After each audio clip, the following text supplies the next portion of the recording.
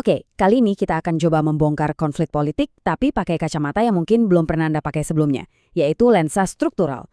Kita bakal lihat kenapa ya beberapa masalah sosial itu rasanya kok susah banget selesai.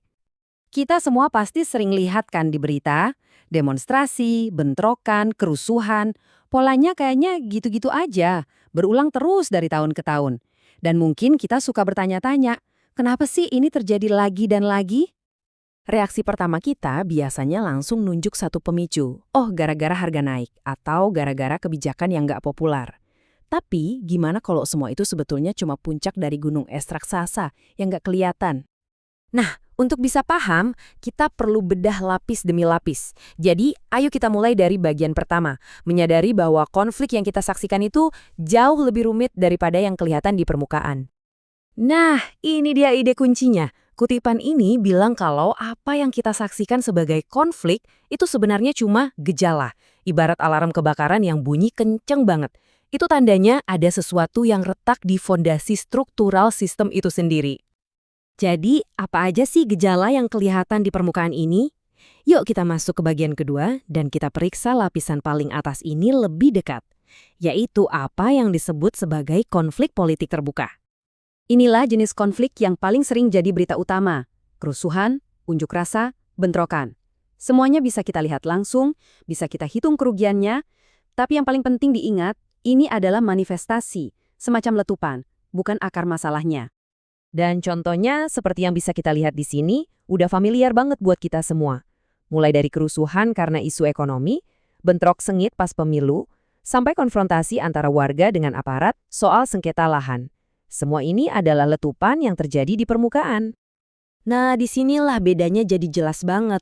Cara pandang yang reaktif itu cuma fokus sama gejalanya, ibaratnya cuma sibuk memadamkan api yang berkobar. Hasilnya, solusi sementara dan apinya bakal muncul lagi di tempat lain. Sebaliknya, paradigma struktural itu bertanya, kenapa sih kompor ini gampang banget kebakar? Jadi yang diubah itu kondisi yang bikin apinya muncul dari awal. Oke, kita udah lihat gejalanya. Sekarang, di bagian ketiga ini, kita bakal melangkah di balik layar sistem. Mari kita kupas lapisan di bawahnya untuk melihat mesin apa sih yang sebenarnya bekerja dan menghasilkan gejala-gejala tadi. Disinilah kita menemukan inti masalah yang lebih dalam. Ini bukan soal individu yang jahat, tapi tentang sebuah sistem yang berat sebelah. Aturan mainnya, kebijakannya, dan struktur kekuasaannya itu dirancang sedemikian rupa, sengaja atau tidak, untuk secara sistematis lebih menguntungkan satu kelompok dan merugikan kelompok lainnya. Dan ini tuh bekerjanya seperti lingkaran setan yang saling mengunci. Dimulai dari nomor 1, adanya ketimpangan akses ke kekuasaan. Ini kemudian mengarah ke nomor 2, di mana kelompok yang berkuasa menciptakan kebijakan publik yang menguntungkan mereka sendiri.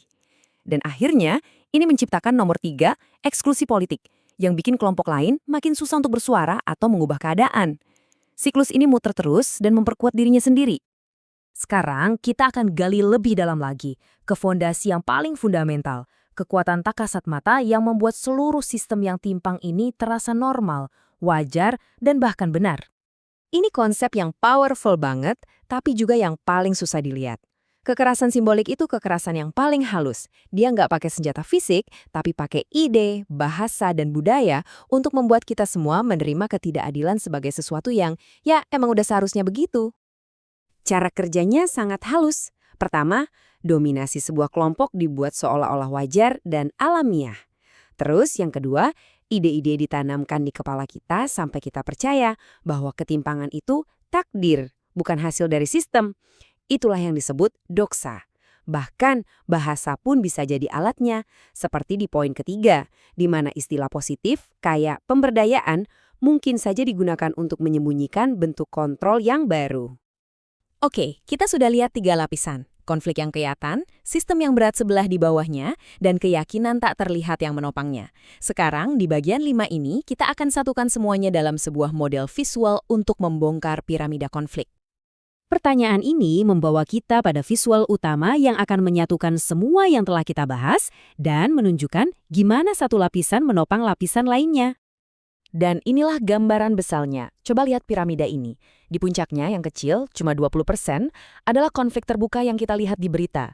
Puncak ini ditopang oleh bagian tengah yang lebih besar, 35%, konflik struktural, yaitu sistem yang bias tadi.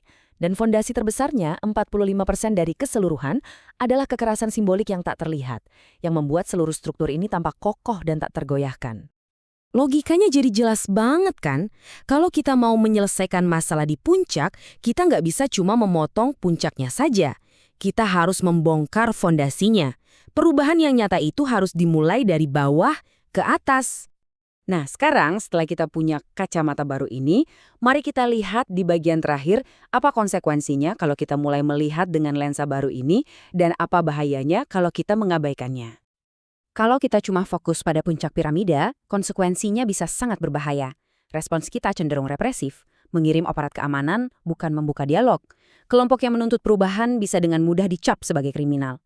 Dan yang paling ironis, upaya menekan gejala hari ini justru bisa memupuk kemarahan yang akan meledak jauh lebih besar di kemudian hari. Jadi, inilah inti dari semua ini.